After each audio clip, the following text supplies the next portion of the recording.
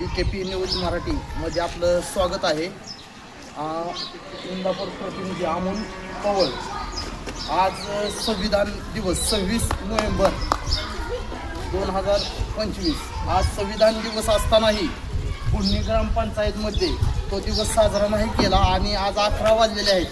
ग्रामस्थ स्वतः इथे हार घेऊन उभा आहेत, तरी ग्रामपंचायत बंद असल्यामुळे इथं संविधान दिवस साजरा नाही केला जात. हा बुडणी गावचा भोंगळ कारभार किंवा हा जातीवाद म्हणावं का, ह्याकडे सध्या